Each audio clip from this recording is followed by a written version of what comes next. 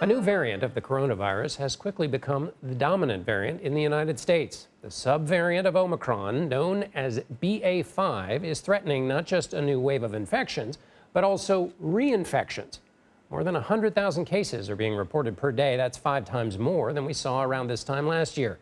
CDC says the risk of contracting COVID-19 is climbing in most parts of the country. And COVID hospitalizations have been going up since April. The current 7-day average is more than 5,100 admissions. It's bad, but we should note that number was nearly 22,000 during the Omicron surge back in January. For more, I want to bring in Dr. Hlatshwayo Davis. She is the Director of Health for the City of St. Louis. Dr. Davis, thank you so much for being with us. So everybody's going to think we've heard about a lot of these variants, and there's some confusion. So BA.5 now accounts for more than half of the cases. What do we know about this variant and its ability to infect people who've already had COVID? So while this may feel like Groundhog's Day for much of the United States, this is a new variant, the most transmissible variant we've seen to date, and it's spreading fast throughout the country. Cases are up. We expect hospitalizations to see a spike too.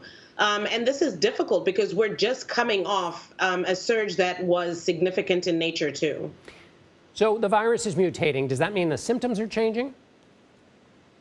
You know, that's a great question. It's been 2.5 years that we've been contending with this pandemic, and so you can expect some variations. But to date, we're seeing much of the same. It just varies from person to person. So you should expect some, all, or none of the symptoms that we expect with COVID-19. So the question now is, what do we do about masks and those other precautionary measures we all were so familiar with? Yeah, you know, as a director of health for a major city, this is difficult. I'll tell you this. If we were seeing numbers like this a year ago, a mask mandate would not even be a question. And yet we're at a very different place in the pandemic.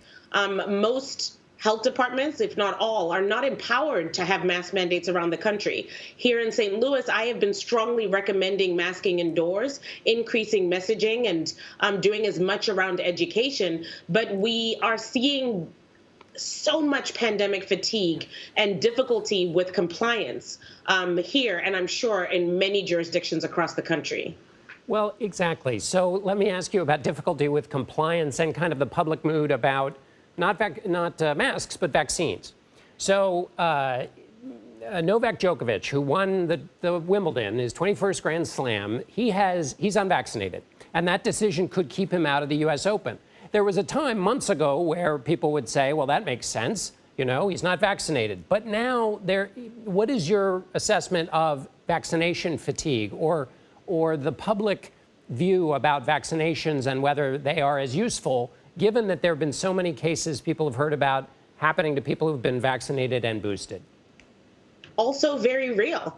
I mean, let's be honest, right? We had a short window of time to do this and do this right.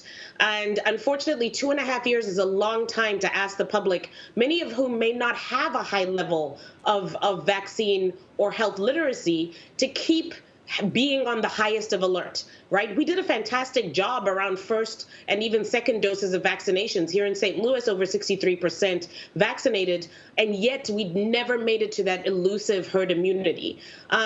And then boosters. Boosters are the best shot we have. If you're thinking about a toolbox of how to stay safe for vaccines, it includes multiple mitigation strategies, but by far highest amongst them is being vaccinated, but most specifically boosted. And here in St. Louis, only a quarter of people are boosted, which shows you the significant drop-off that there is in vaccination compliance in the public. For many people, it took a lot for us to really counsel them to get that first or second shot, but to keep asking them to come back is becoming a harder task. But just to be clear, for those who may have fatigue, it's nevertheless the case that you should get the vaccination and the booster.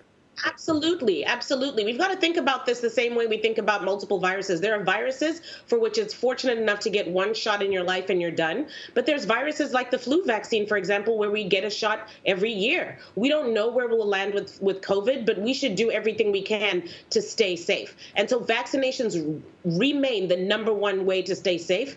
Get boosted if you're not boosted already. And if you are boosted, then you've got to be masking indoors. You've got to be practicing social distancing, hand washing. The combination of these things complied well is what will keep us safe. And it's summer. This is not as difficult as it was in the winter because we're mostly outdoors where we have these better ventilation strategies and we can stay safe. Excellent advice. Dr. Hlatshwayo Davis, thank you so much for being with us. Thank you for having me.